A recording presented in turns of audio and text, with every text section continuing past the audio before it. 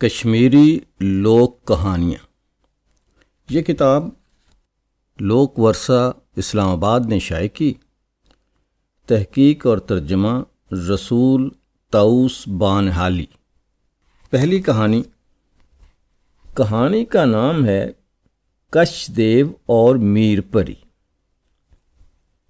روایت ہے کہ حضرت سلیمان کے زمانے میں ان کے ایک فرما بردار دیو نے اپنی خدمات کا صلہ یوں چاہا کہ اسے ایک پری کے ساتھ شادی کرنے کی اجازت دی جائے۔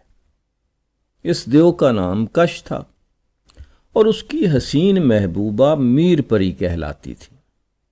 ان دونوں نے کوہ سلیمان کو عبور کر کے وادی میں قدم رکھا اور سلیمان کی چوٹی یا تخت سلیمان کو اپنا مسکن بنایا، جہاں اب سری نگر کا شہر آباد ہے۔ کش اور میر کے اسی جوڑے کے ناموں کی مناسبت سے اژدہے کی جھیل کا نام کشمیر مشہور ہوا، کشمیر۔ لیکن اژدہے نے حضرت سلیمان کے ان دونوں نام لیواؤں کو کبھی بھی چین سے نہیں رہنے دیا۔ کش دیو اور میر پری اس اژدہے سے بہت نالاں تھے۔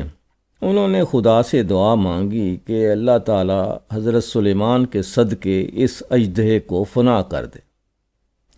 ایک دن دعا کرتے کرتے دونوں کی آنکھ لگ گئی تو خواب میں ایک غیبی آواز سنائی دی کہ ایک بزرگ اژدہے کی وادی میں آ کر اسے رام کرے گا۔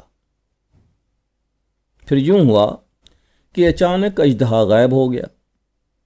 کش دیو اور میر پری نے کھوج لگایا تو معلوم ہوا کہ پہاڑ کی اونچی چوٹی پر گھنے جنگل میں ایک بزرگ بیٹھے عبادت کر رہے ہیں اور اژدہا موم ہو کر ان کے قدموں میں سر جھکائے بیٹھا ہے۔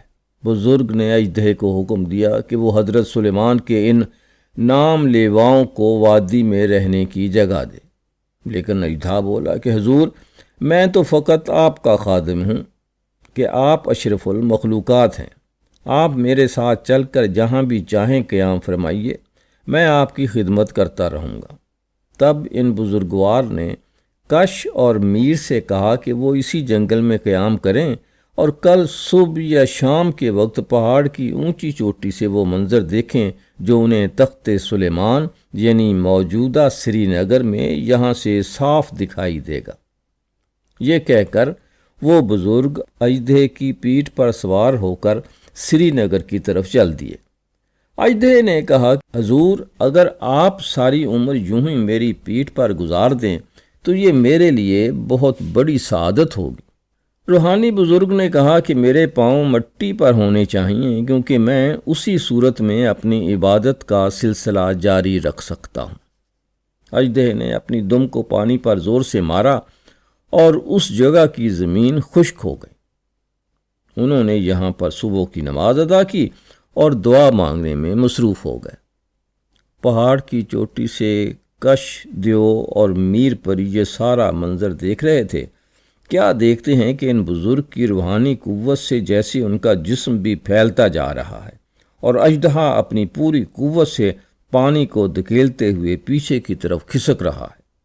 دیکھتے ہی دیکھتے جھیل خشک ہونے لگی۔ اژدہے نے درخواست کی کہ حضور، مجھے بھی اپنے قدموں میں رہنے کی اجازت دے دیجیے۔ جواب ملا کہ ہاں، تم یہاں سے کچھ پرے فلاں جھیل میں رہ سکتے ہو، لیکن پہاڑوں اور جنگلوں پر بھی تمہارا کوئی اختیار نہیں ہوگا، اور جب تک ہمارے 500 نام لیوا بھی اس سرزمین پر باقی رہیں گے تم اس وادی کو دوبارہ جھیل میں نہیں بدل سکتے۔